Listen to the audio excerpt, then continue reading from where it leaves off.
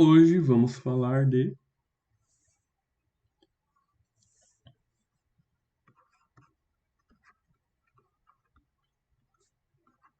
espaços métricos.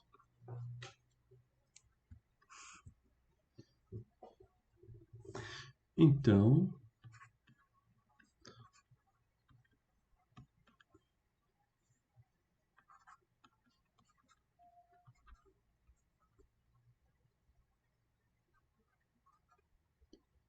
bom, aqui já é um exemplo. Aqui já é um exemplo disso. Eu coloquei aqui uma função que pega elementos em um conjunto X, dois elementos em um conjunto X cartesiano X, e devolve um número real.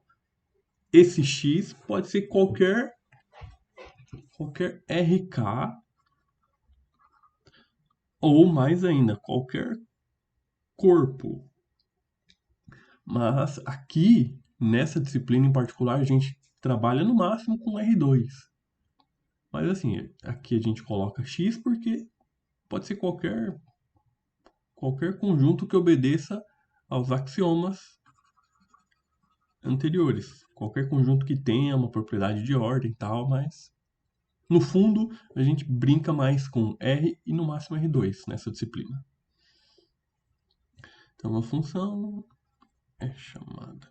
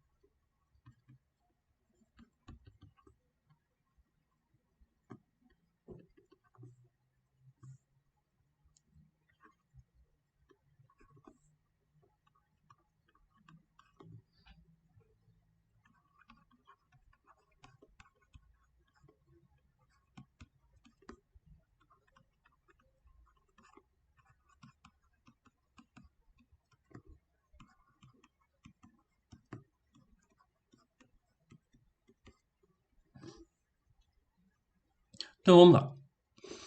Uma função D é chamada distância no conjunto X, ou então métrica, se para todo xy, xyz pertencente a esse conjunto, ele satisfaz essas três propriedades. A distância entre dois valores é sempre maior que ou igual a zero, e será apenas zero se os valores que estão sendo aplicados na função forem iguais. A distância entre x e y é igual à distância entre y e x, e vale essa desigualdade. A distância de x até z é menor que ou igual a distância de x até y somado com a distância de y até z.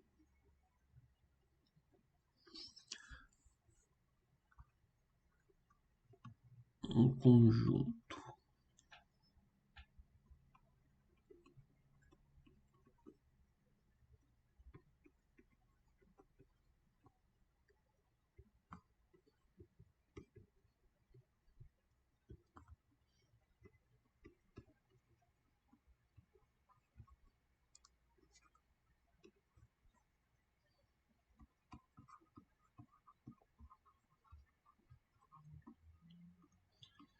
Então, um conjunto não vazio munido de uma distância é chamado de espaço métrico. Então,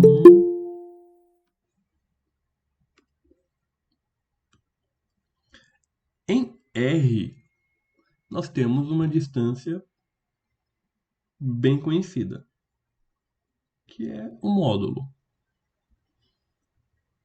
que é o valor absoluto de um menos o outro. Mas vamos ver um exemplo de uma distância patológica, não tão comum.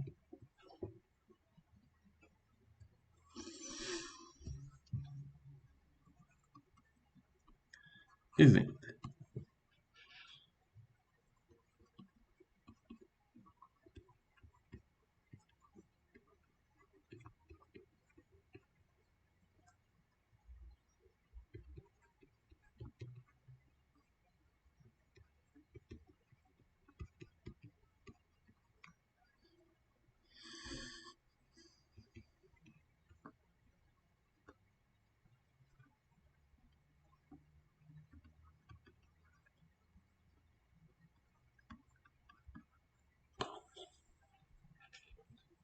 Então vamos definir a seguinte distância. Então, seja x um conjunto não vazio, vamos definir a distância entre x cartesiano x elevado em r da seguinte forma. A distância entre dois valores quaisquer será zero se esses dois valores coincidirem e será 1, x diferente de y, e será 1 se x for diferente de y. Então, as respostas serão apenas 0 ou 1. Vamos mostrar que de fato isso aqui é uma distância, ou seja, ela definida dessa maneira satisfaz essas três propriedades. Bom, a propriedade 1 é obviamente satisfeita. Não tenho o que provar. Por quê? Ele tem que ser maior que ou igual a zero para quaisquer valores. E de fato, os únicos valores possíveis são 0 e 1. Então, ele é maior que ou igual a zero. E ele vai ser zero apenas se os valores coincidirem, o que, pela própria definição dessa distância, também já é um fato. Ele vai ser zero apenas se os dois valores se coincidirem. Então, a 1 não tem nem o que fazer. A 2 também não tem nada para fazer. Também é obviamente satisfeita. Por quê? Pela própria construção. Se x for diferente de y, então a distância de x até y para x diferente de y vai ser igual a 1, que é igual à distância de y até x. E se eles se coincidirem,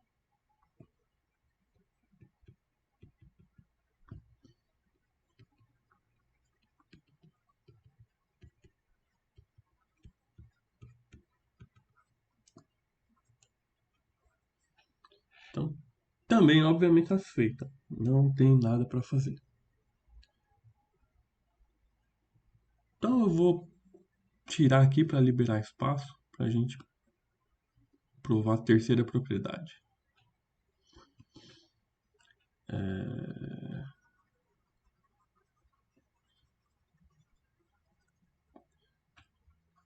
1 e 2 óbvias por construção. Então vamos demonstrar que vale a propriedade 3.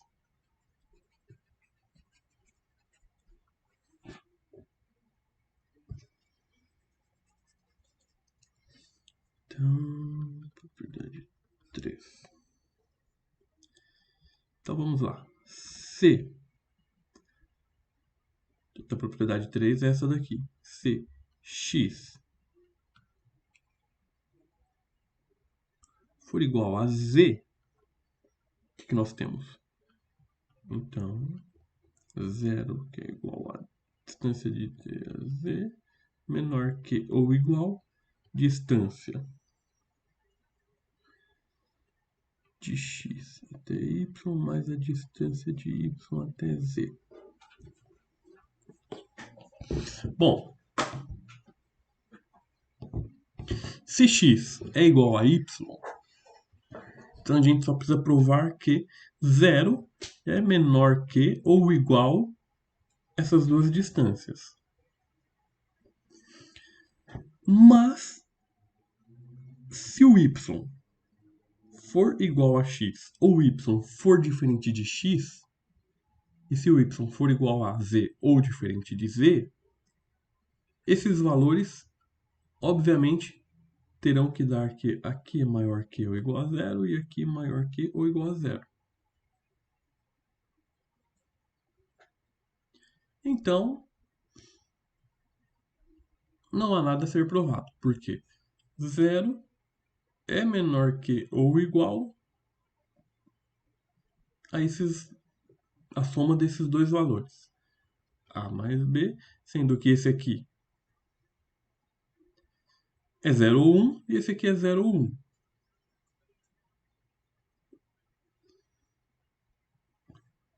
Então, trivial também. Agora, esse aqui é um caso que merece um pouquinho mais de atenção, mas ainda assim bem tranquilo. Se x é diferente de z.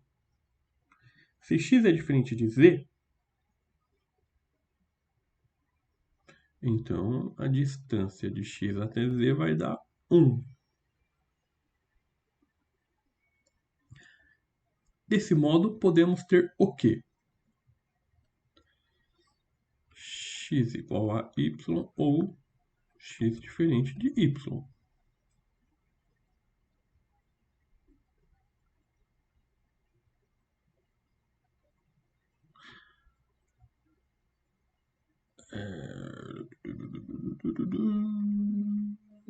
Nesse caso,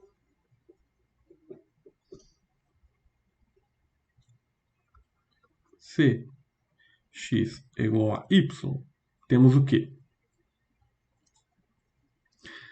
Então, temos distância de x até z é 1 menor que ou igual. X é igual a y. Então, aqui é 0 mais a distância de y até z.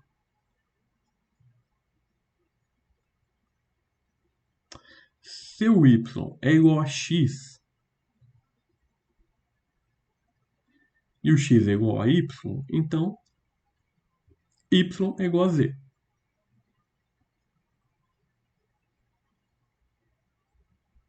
Não.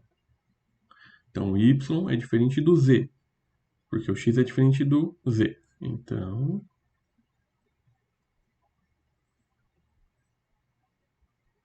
temos que 1 é menor que ou igual a 1. Ok. Por outro lado, se x é diferente de y, temos que 1 é menor que ou igual. X é diferente de y, então aqui temos 1 mais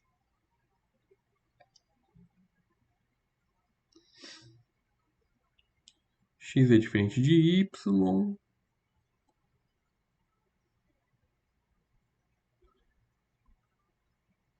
x é diferente de y, x é diferente de z, então y é diferente de z. Então temos 1 menor que ou igual a 1 mais 1. Válido também. Todo mundo acompanhou? Sim. Bom, então 1 e 2 são óbvias pela própria construção da distância d. A 3 é só fazer uma análise bem tranquila nos valores possíveis. Então concluímos que logo d construído dessa maneira é uma distância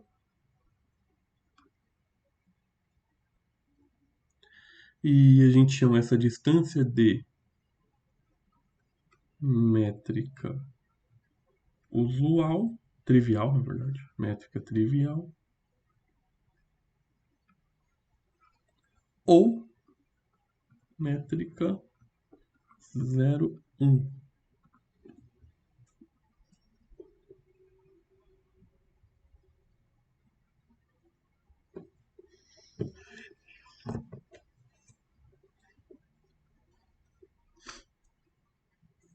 Vamos ver um exemplo 2, bem mais comum, bem mais corriqueiro.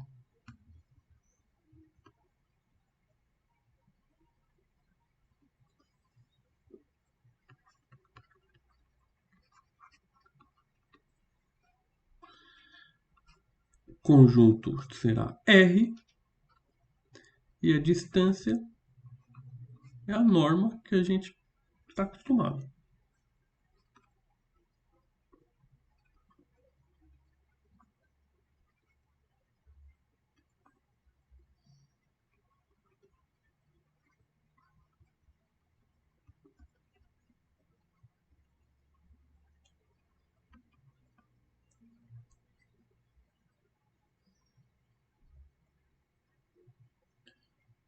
No qual a distância é o módulo, o valor absoluto de Q menos P. Ou P menos Q, tanto faz. Vou escrever em ordem para ficar P menos Q. Vamos mostrar que de fato isso aqui é uma distância. Primeira propriedade. A distância de P até Q é igual ao módulo de P menos Q. E o módulo, a gente sabe que é sempre maior que ou igual a zero. O valor absoluto. Quaisquer PQ pertencentes a R. Além disso, e mais,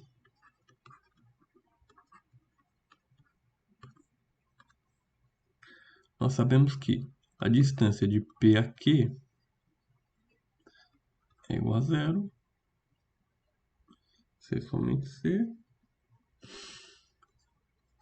P menos Q igual a zero, C somente C, e aí o valor absoluto de zero, a gente pode eliminar as barrinhas, P menos Q igual a zero, P igual a Q. Logo, a propriedade 1 é válida. Propriedade 2. Distância de P a Q é igual a P menos Q, que é igual a menos 1 Q menos P. Sabemos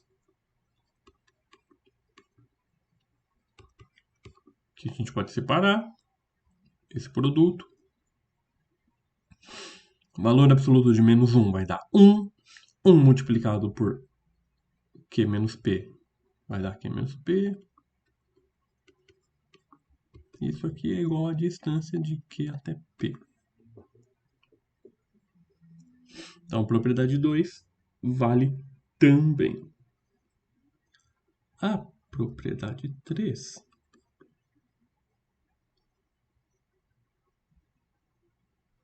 a distância de P até Q é igual a P menos Q, que é igual a P. Aqui eu vou subtrair R e somar R.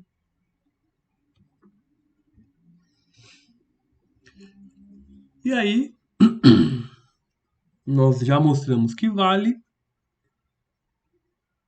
a desigualdade triangular para o módulo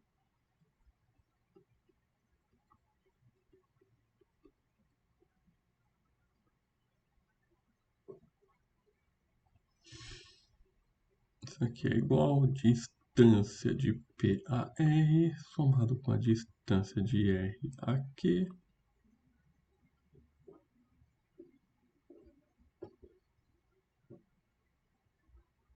Então, vale a propriedade 3. Logo, R junto com a função valor absoluto é um espaço métrico.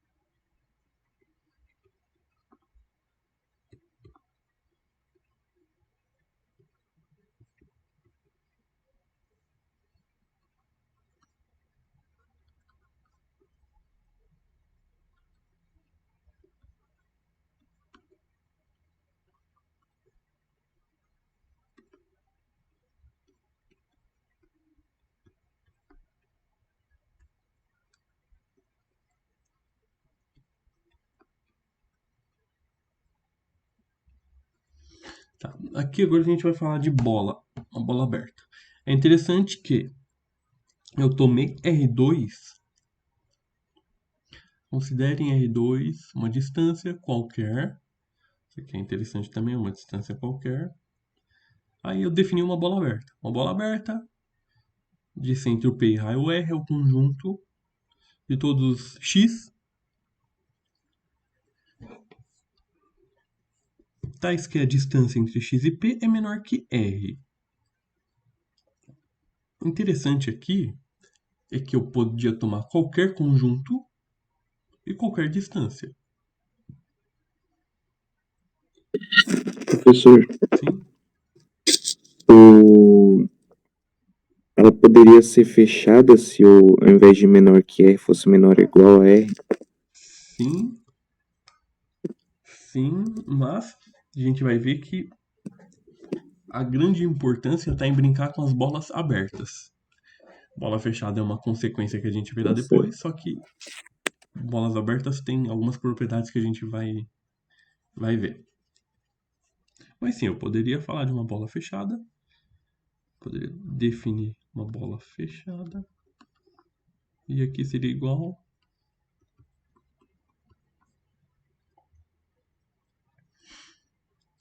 Mas a gente vai ver essas mais adiante. Mas então, aqui eu poderia inclusive falar de R. Uma distância qualquer, aí a distância em R seria essa aqui que a gente acabou de ver, valor absoluto. Mas eu, inclusive, a gente poderia falar de um RK qualquer. Ah, como que seria uma bola aberta em 8 dimensões, em R8? Sei lá. Pouco me importa. O importante é que as propriedades sejam válidas, os teoremas sejam provados e afins. A gente vai brincar com R2 em particular, porque os desenhos acabam sendo acaba sendo meio que o que a gente já está acostumado a trabalhar intuitivamente.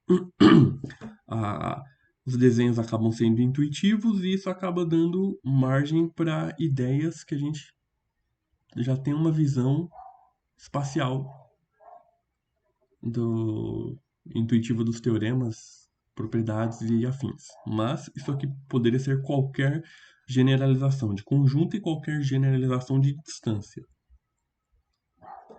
Então, só para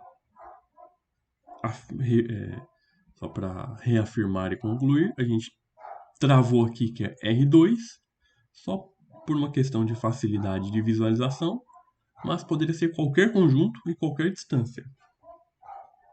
Iria funcionar da mesma forma.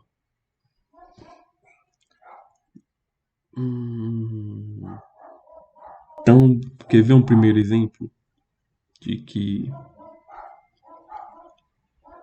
isso aqui ia funcionar legal? Então, vamos ver o que seria uma bola, o que seriam essas bolas abertas e fechadas. Nesse exemplo aqui, nessa métrica 0, 1. Então, na métrica 0, 1, como que isso se comportaria?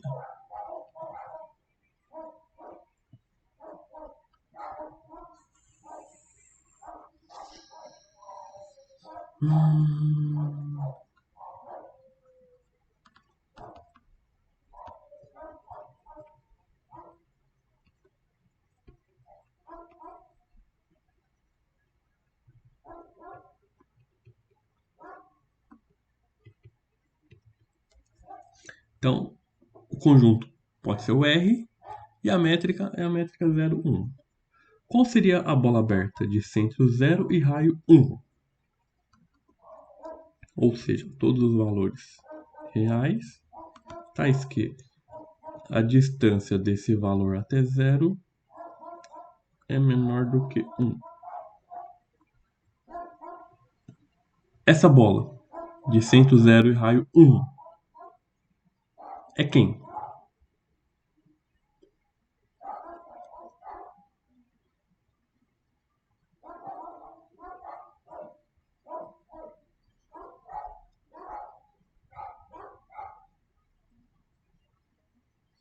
Qual o valor real cuja distância desse valor até 0 é menor que 1? Na métrica 0, 1. Só tem um valor.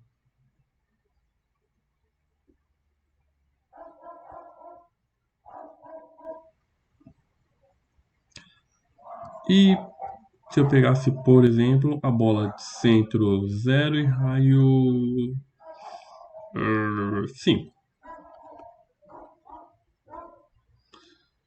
São todos os valores reais, tais que a distância desse valor até o ponto 0 é menor do que 5. Quais são os valores de R cuja distância até o 0 é menor do que 5? 0 e 1. Não. Não, não. 0 e 1 são os possíveis valores. Ah, tá. Então são todos reais. Exatamente, são todos reais. Por quê? Qual é a distância entre 0... Qual é a distância entre 0 e meio? 1. Qual é a distância entre 0 e 9? Bom, lembrando que a distância é definida assim. Se eu estou pegando a distância entre dois valores iguais, a resposta vai dar 0. Se eu estou pegando a distância entre dois valores que são apenas diferentes, não importam quais valores, então a distância é 1. Então a distância entre o 0 e o 9 é 1. Qual é a distância entre o 0 e o 1 nono? É 1. E assim por diante. Então eu pergunto, quais são os valores que a distância até o 0 é menor do que 5? Todos. Que a distância entre quaisquer valores 0x vai ser sempre 1 para x diferente de 0, ou então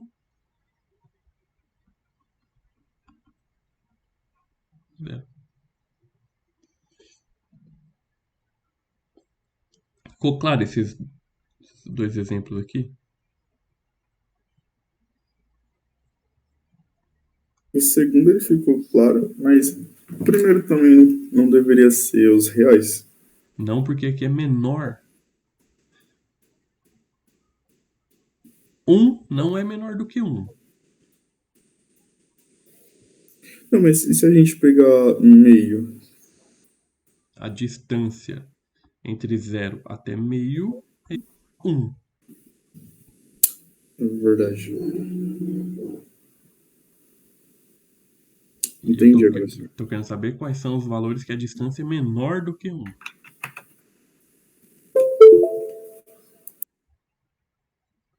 E só tem um valor que a distância é menor do que 1, que é o 0. Que é quando a distância de 0... Opa! Distância do 0 até 0 é igual a 0. Então esse aqui é um caso não trivial que mostra que essa definição de bola aberta pode ser bem diferente do que a gente está acostumado, mas ainda assim não contradiz nada do que a gente espera.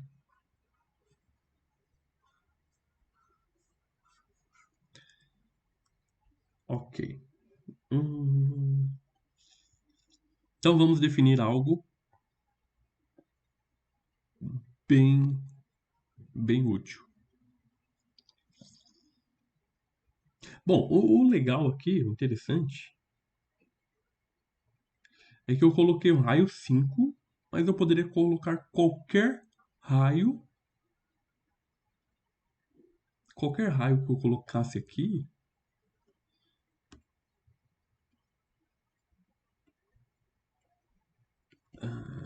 bola aberta de centro zero e raio 2, por exemplo, ia dar absolutamente a mesma coisa.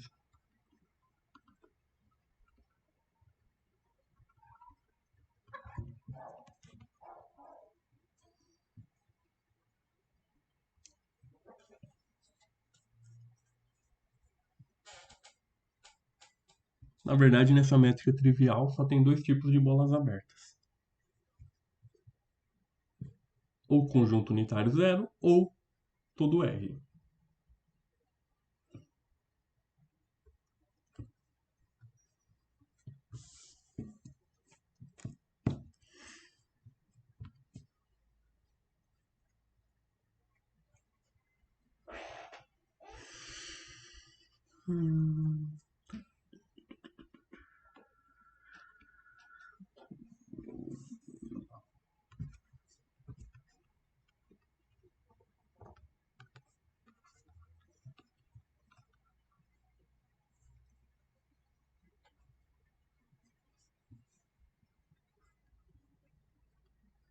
Conjunto convexo. O que é um conjunto convexo? Intuitivamente, vocês saberiam me dizer o que é um conjunto convexo? Eu não. Alguém tem alguma ideia? Seria um conjunto, deixa eu ver. Eu lembro dos. Como se diz?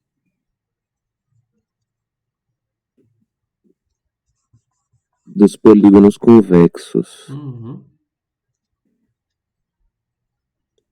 E os polígonos convexos, um segmento de reta que vai de um ponto até outro dentro do polígono tem todos os pontos contidos dentro do polígono, né? Exatamente. Aí, mas eu não consigo dizer como é que isso se traduziria para um conjunto. Tá, é exatamente isso que você falou. A gente só vai formalizar um pouco a brincadeira, mas um conjunto convexo é uma figura em um R qualquer. No caso aqui, como eu disse, a gente travou o uso do R2 aqui para falar de bolas abertas, para facilitar a nossa intuição na hora de desenhar, mas podia ser qualquer conjunto X aqui. Podia ser um RN qualquer. A única coisa que a gente ia perder era essa intuição visual, mas tudo ia continuar valendo. Mas enfim, um conjunto convexo é um conjunto em que quaisquer dois pontos que você tomar dentro dele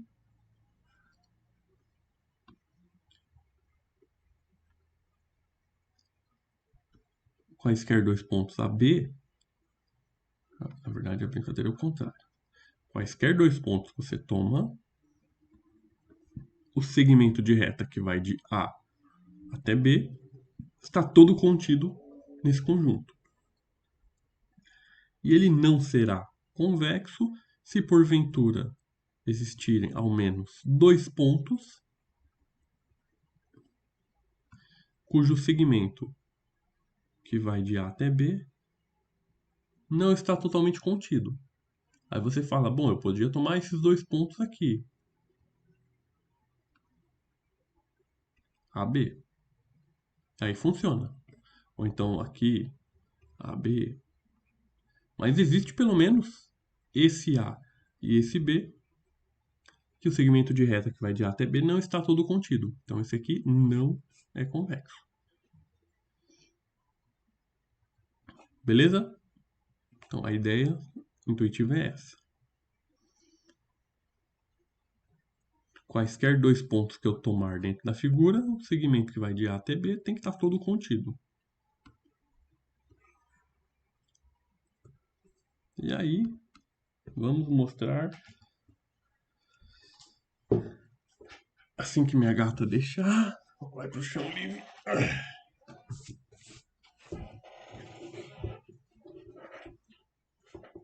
Então, definição.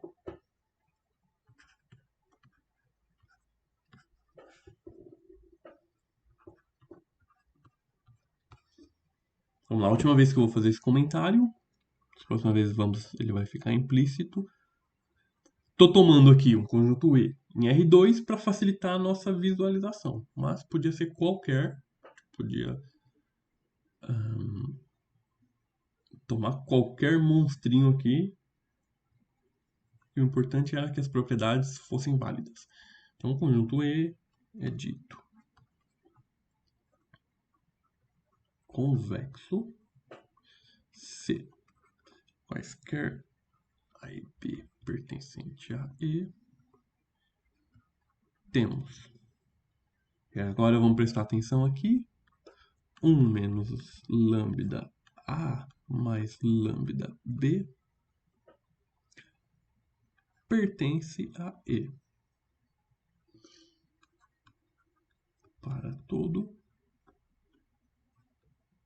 lambda que vai de 0 a 1. Então, isso aqui, essa brincadeirinha aqui. Isso aqui é um segmento de reta parametrizado.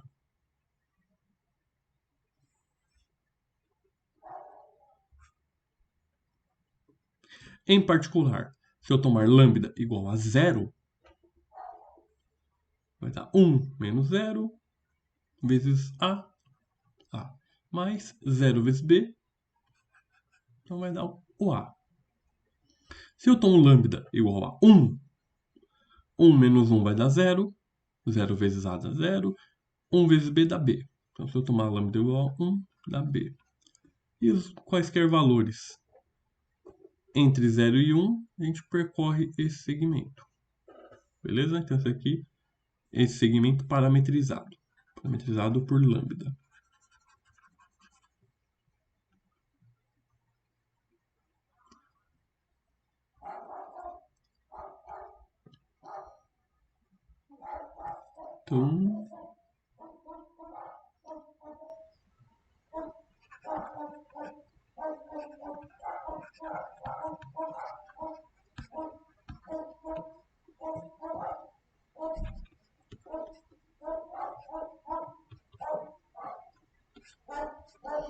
Então, as molas abertas nesse espaço métrico aqui são conjuntos convexos.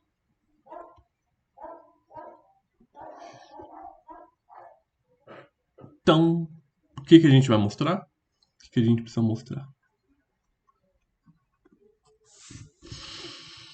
Que dentro desse espaço métrico aqui, formado por R2 e a norma convencional em R2, é um conjunto convexo. Ou seja, se eu tomar quaisquer dois pontos em R2, dentro de uma bola aberta, e eu parametrizar um segmento que vai de A até B, para qualquer lambda, ele está todo dentro da bola. Vamos lá, então. Bem simples essa demonstração e bem engenhosa. Considere a bola de centro P e raio R. E tome AB pertencente à bola.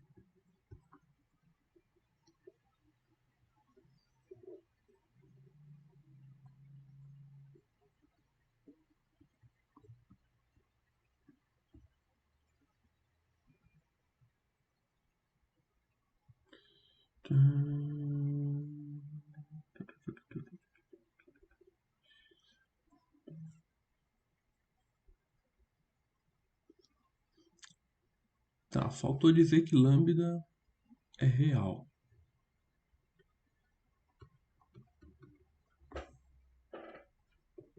Então, considere a bola aberta de centro P, raio R, tome valores A e B pertencentes à bola e parametrize utilizando lambda. Desse modo, o que a gente vai fazer? Vamos pegar todos os pontos. Então, a gente tem a bola, centro P, raio R. Pegamos aqui um A qualquer e um B qualquer.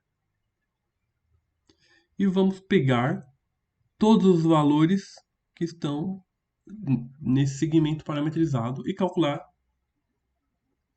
as distâncias de todos esses pontos até o P.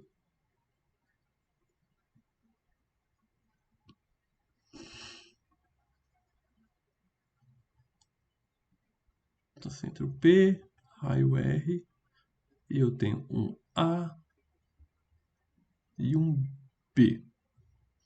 Todo mundo concorda que a distância do A até o P é menor do que R.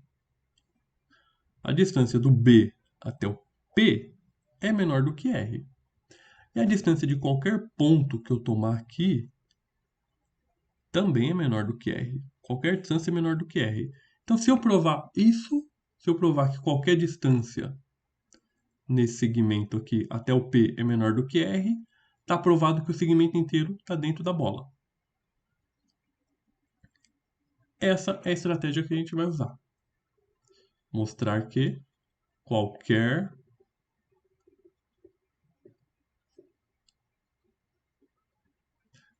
ponto que eu tomar aqui, a distância até o P é menor do que R. Só isso. Então, basta nos escrever isso. Mas a estratégia é apenas essa. Bem tranquila. Então, vamos lá. Então, a distância de qualquer ponto desse segmento parametrizado até o P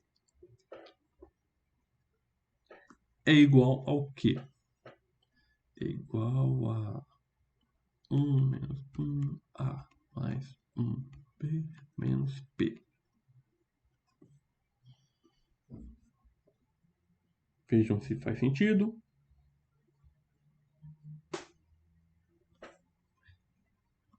Isso aqui, por sua vez, é igual a... Vou somar lambda P e subtrair lambda P.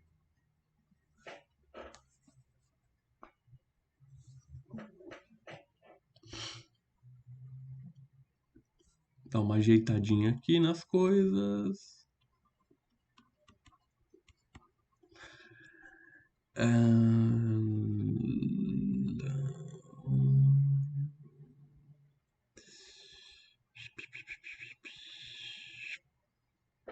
Botar menos P em evidência. Vou ficar com 1 menos lambda somado com lambda B menos P. Vejam se todo mundo concorda, se eu não escrevi nenhuma bobeira. Deixa eu só confirmar. Botei o menos P em evidência. Aqui ficou 1. Aqui menos lambda. É, tá certo. Agora botando 1 menos lambda em evidência. A menos P somado com você, B menos P.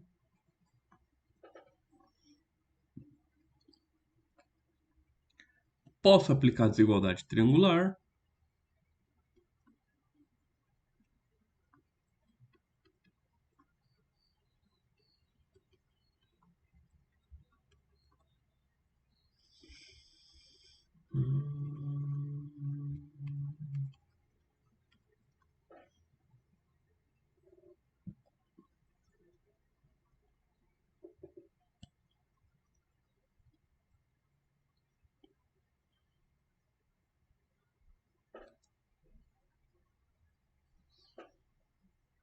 que mais? Posso separar aqui.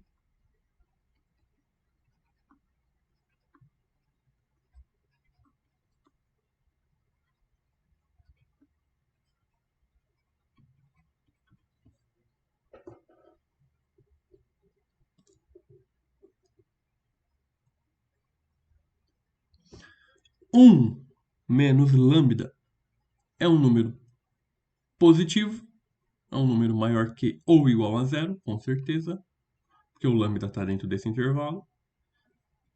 Então, posso tirar ele da norma. A distância de A até P é menor do que R, porque o A está dentro da bola. Então, na verdade, aqui eu posso escrever menor que R somado com. Lambda é um número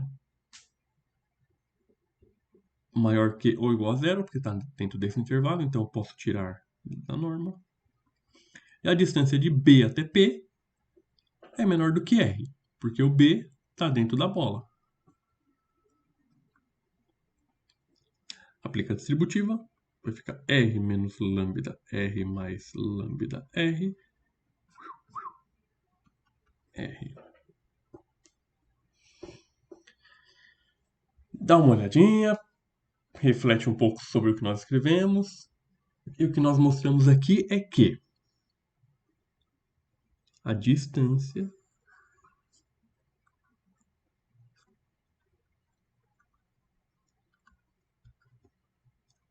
se eu tomar um A e um B dentro da bola, tomar um A e um B qualquer dentro da bola, a distância, deixa eu botar ele aqui mais para cima, a distância de qualquer ponto nesse segmento até o ponto P é menor do que R. Isso quer dizer que todo o segmento está contido na bola. E desse modo, a bola aberta é um conjunto convexo.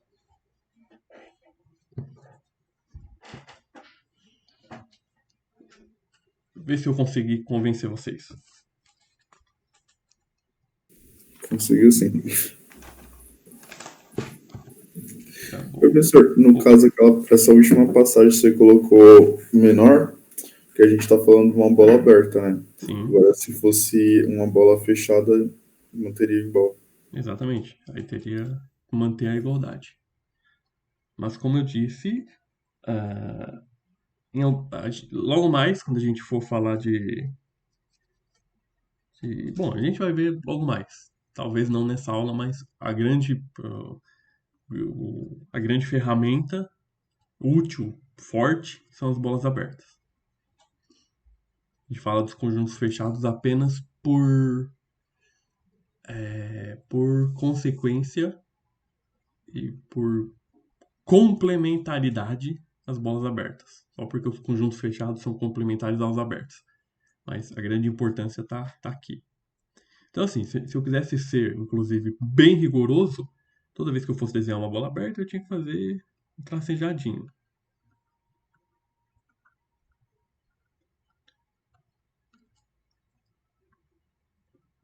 Mas é bobeira, e como eu disse, a gente trabalha com R2 apenas para poder manter viva essa intuição visual, mas nem precisava. Vocês percebam que essa demonstração não ia mudar absolutamente nada se eu escrevesse isso aqui, por exemplo.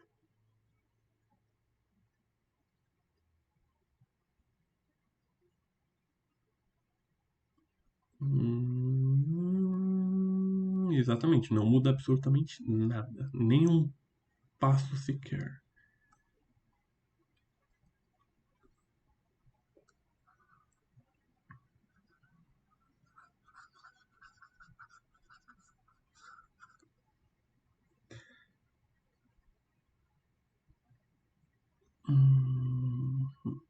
então. Próxima definição.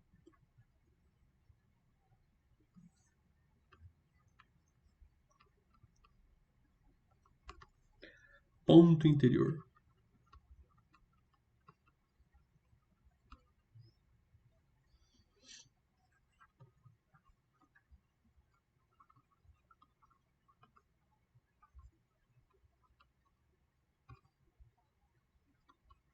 Então, dado um espaço métrico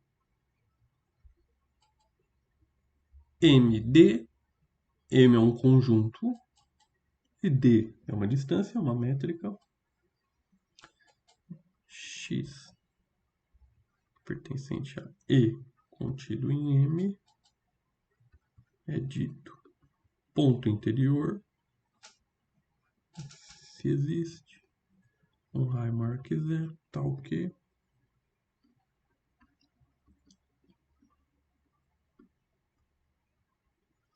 então ponto interior. Então, dado um espaço métrico, uma distância,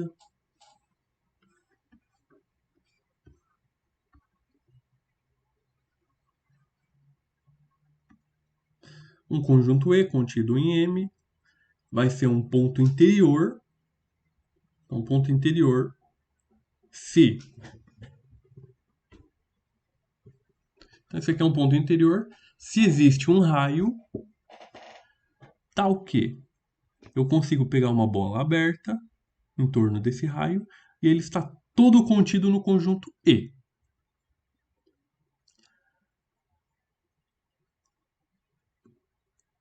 Então, esse ponto aqui é um ponto interior.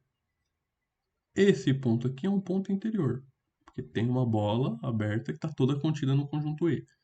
Esse pontinho aqui é um ponto interior, porque eu consigo pegar uma bolinha, está toda contida.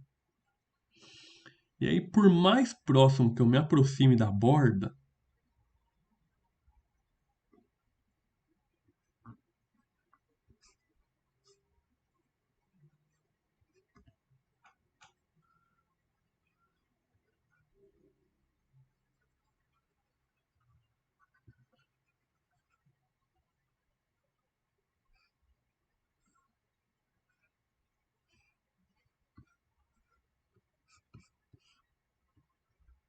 por mais que eu me aproxime da borda,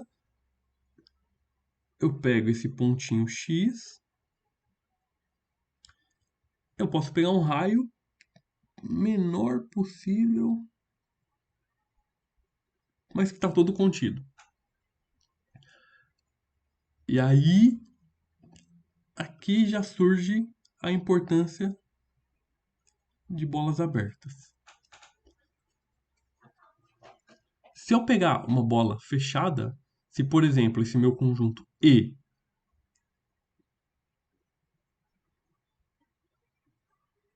suponha que esse conjunto E seja uma bola fechada.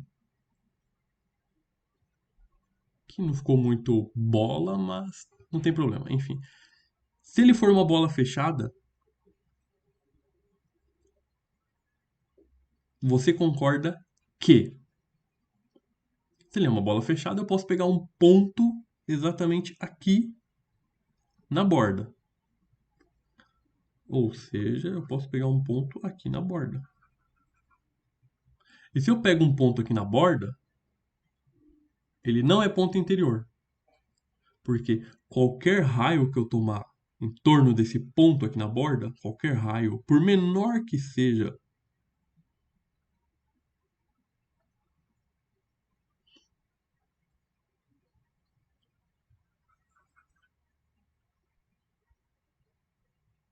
qualquer raio que eu tomar aqui na borda, por menor que seja, tem pontos interiores e pontos externos. Então, se eu pego uma bola fechada, eu consigo pegar pontos na borda, na fronteira, em que ele vai furar. Por outro lado, se essa bola é uma bola aberta,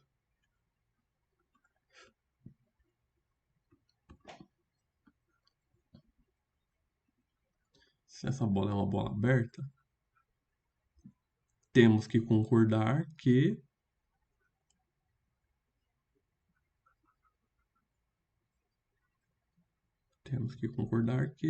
se é uma bola aberta, eu não posso pegar pontos na fronteira. E se eu não posso pegar pontos na fronteira, o que acontece com essa bola aberta, com esse conjunto?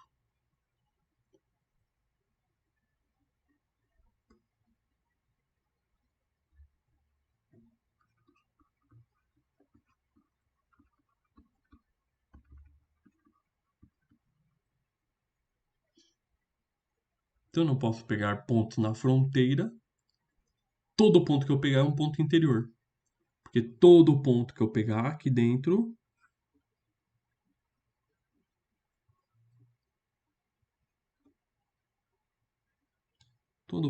eu consigo enfiar uma bolinha em torno dele que está toda contida no conjunto. Por mais próximo que eu esteja da fronteira, eu nunca vou estar em cima da fronteira. E se eu nunca vou estar em cima, eu posso pegar um raio minúsculo, mas ainda assim é um número real, que está todo contido. Basta eu pegar um raio menor do que a distância entre o ponto e a fronteira. Faz sentido isso? Ou melhor, não faz sentido para alguém?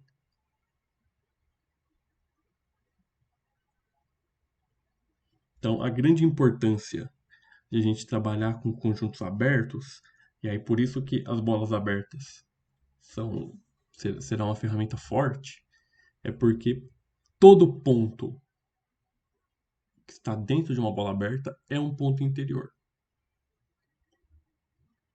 Se eu tenho um conjunto fechado, eu consigo pegar alguém na fronteira.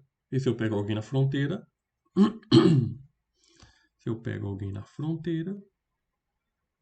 qualquer bolinha que eu tomar em torno desse ponto na fronteira, por menor que seja qualquer raio, ele tem pontos internos e pontos externos. Por outro lado, se eu tenho um conjunto aberto, eu nunca vou poder pegar pontos na fronteira. Então, não importa o quão próximo eu esteja da borda, da fronteira.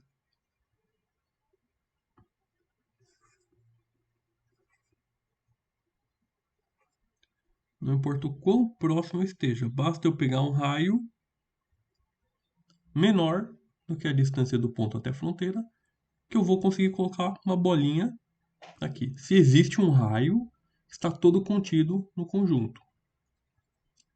Então, por mais próximo que eu esteja, posso tomar o limite que seja, eu sempre vou poder encontrar um raiozinho, ainda que ínfimo, mas que ele está todo contido.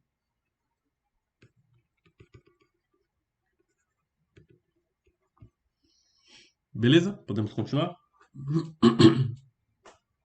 Pode sim. Então, ponto interior, tá bom, certo. Agora, a definição extremamente importante. Ponto de acumulação.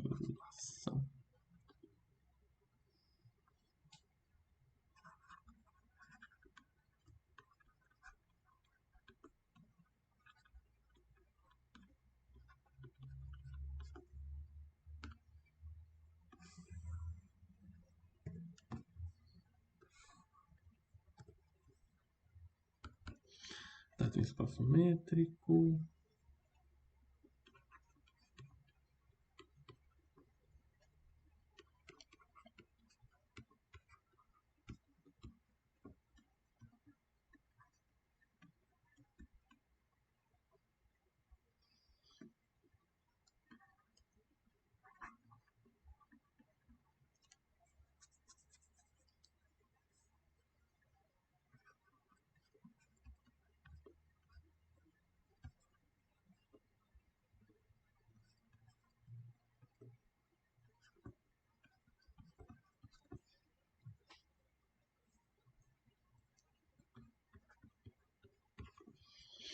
Então, ponto de acumulação.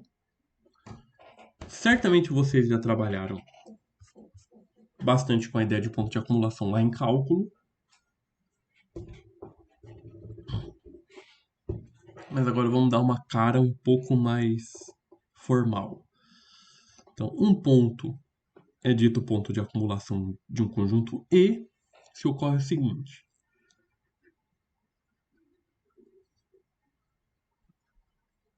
Se eu tomar qualquer bola aberta em torno desse ponto,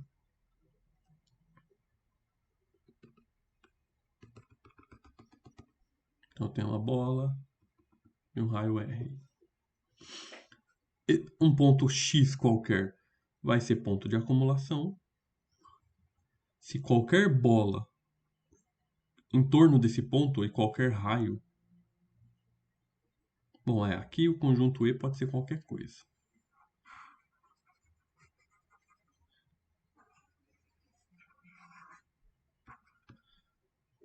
Então, qualquer bola que eu tomar em torno desse ponto, a intersecção dessa bola com o conjunto E é diferente de vazio. E aí, importante que eu desconsidero o ponto. Eu tiro o pontinho.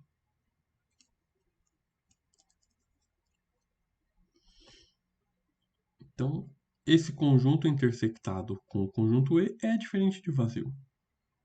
Porque tem um monte de ponto aqui, exceto o próprio ponto X. O ponto X não nos importa.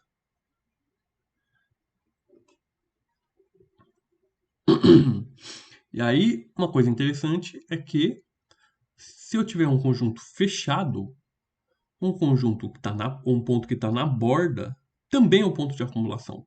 Porque qualquer raio que eu tomar em torno desse ponto, e lembrando que eu não quero saber o que acontece com o ponto, eu excluo o ponto. Mas qualquer raio, a intersecção dessa bola com o conjunto E é diferente de vazio, porque desse lado aqui tem infinitos pontos.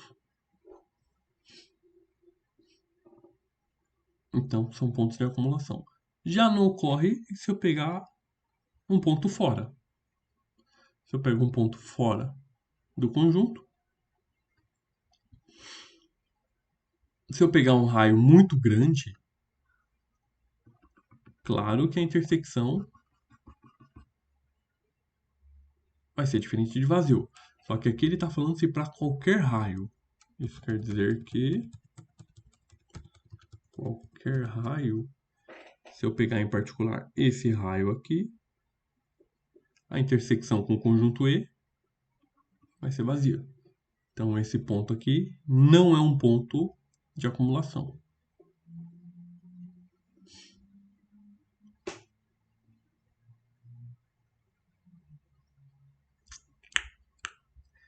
Aí você pode me falar, bom, isso é muito óbvio. Quer dizer que se eu tenho um conjunto fechado,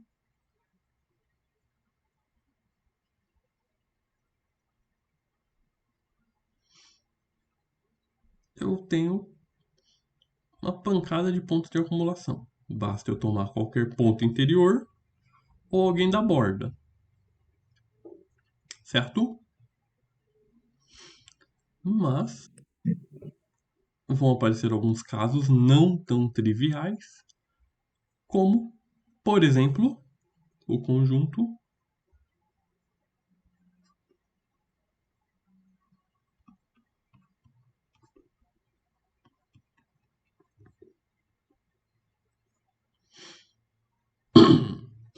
qual é o conjunto de pontos de acumulação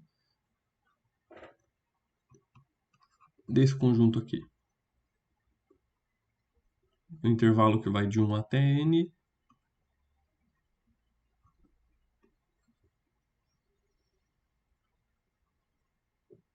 Ou melhor, esse conjunto tem algum ponto de acumulação?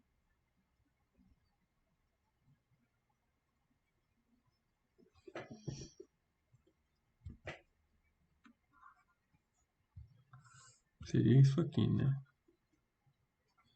1 meio,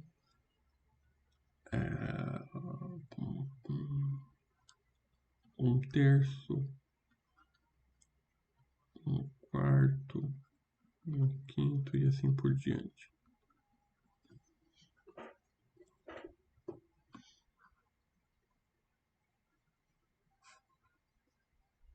Se eu pegar uma bola em torno do 1 de raio 1/3, a intersecção com o conjunto, tirando o próprio 1, a intersecção com o conjunto é vazia. Se eu pegar uma bola em torno do meio,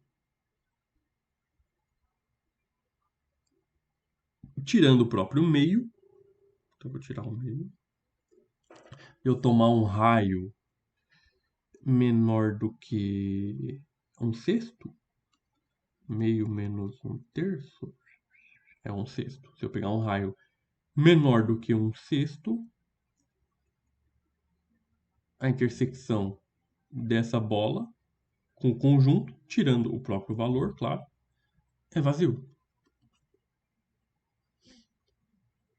Se eu pegar 1/3, por exemplo, tomar uma bola aberta de raio 1/3 menos 1/4, 1/12 de raio menor do que 1/12, a intersecção dessa bola com esse conjunto, tirando o 1/3, é vazia.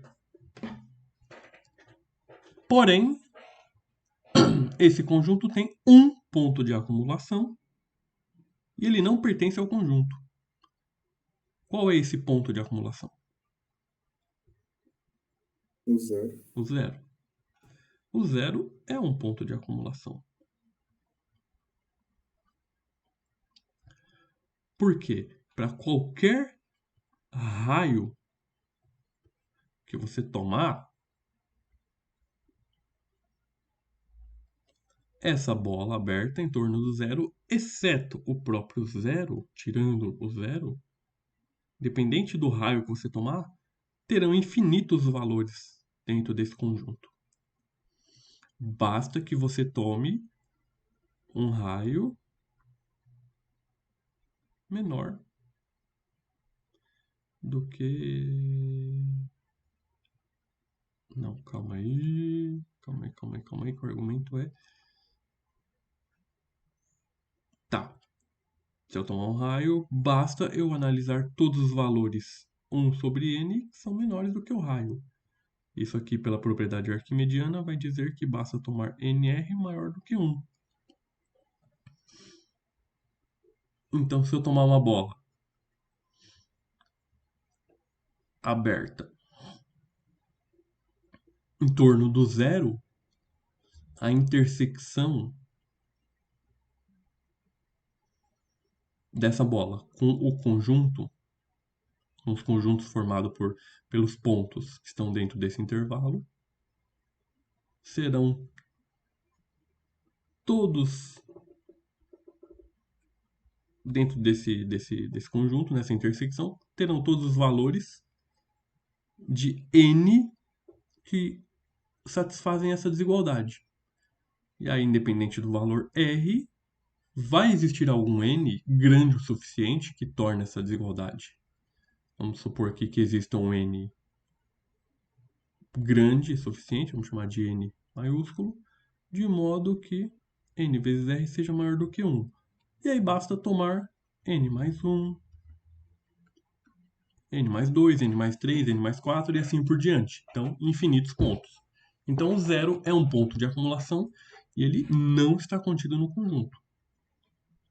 Porque não existe nenhum n que, de fato, dê 1 sobre n igual a zero.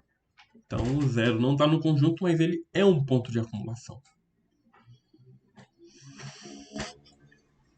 Maravilha.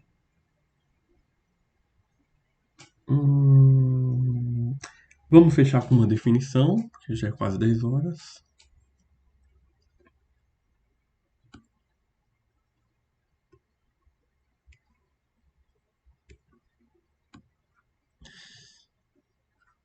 Definição. Um conjunto e pontilíneo é dito fechado se ele contém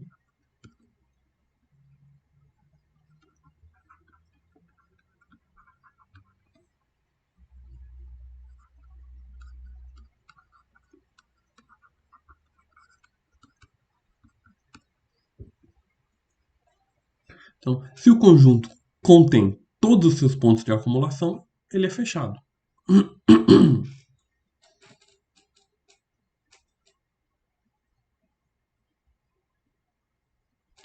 Se existe ao menos um ponto de acumulação que não pertence ao conjunto, então o conjunto é aberto.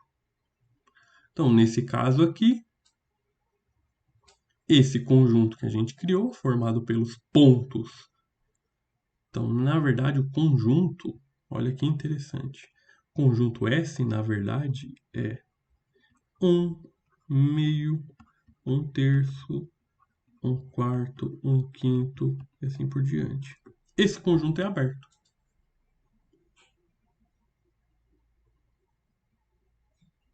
Por quê?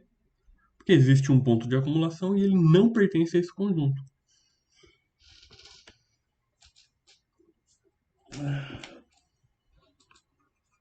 Tirar a descrição dele aqui porque os parênteses podem nos atrapalhar nessa ideia. A gente está acostumado com intervalos abertos e intervalos fechados, que a gente está falando do conjunto. Esse conjunto, 1/2, 1/3, 1/4, 1/5 e assim por diante, ele é um conjunto aberto. Por quê?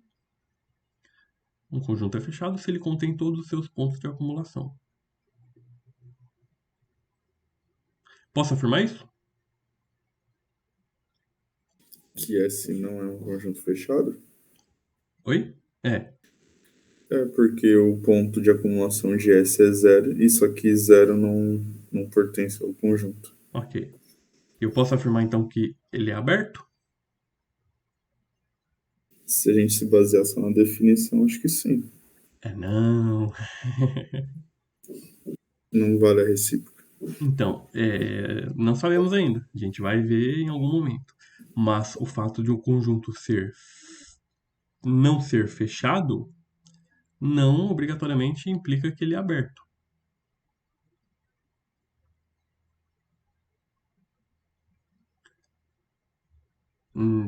Para conjuntos, aberto e fechado não são dicotomias entre si. Um exemplo clássico é R. R, toda reta real é um conjunto aberto ou fechado?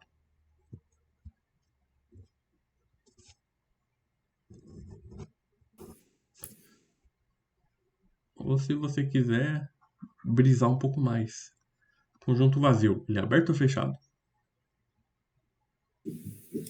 Nossa, aí foi longe. A gente vai ver logo adiante, mas o conjunto vazio ele é os dois, ele é aberto e fechado. Ou, se você quiser, ele não é aberto e não é fechado. Qualquer coisa que eu usar para definir o conjunto vazio vai funcionar e eu vou conseguir provar. Então eu posso dizer o seguinte: eu posso assumir que o conjunto vazio não é não fechado. E então desse modo eu posso conseguir provar que ele é aberto? Não necessariamente, porque eu também posso provar que ele é não fechado, não aberto. Mas enfim, vamos bugar muito não. Vamos ficar só aqui, ó. Um conjunto é dito fechado se ele contém todos os seus pontos de acumulação. Eu coloquei esse conjunto aqui. O zero é um ponto de acumulação e não está nesse conjunto. Então eu posso afirmar que ele não é fechado. E aí, desse modo, posso afirmar então que ele é um conjunto aberto? Não posso. Por enquanto eu não posso nada. Só posso afirmar que ele não é fechado, pois 0 é ponto de acumulação e 0 não pertence ao conjunto. Por enquanto a gente fica só aqui, só nessa conclusão. Tudo bem? Tudo sim. Beleza. Então por hoje tá bom.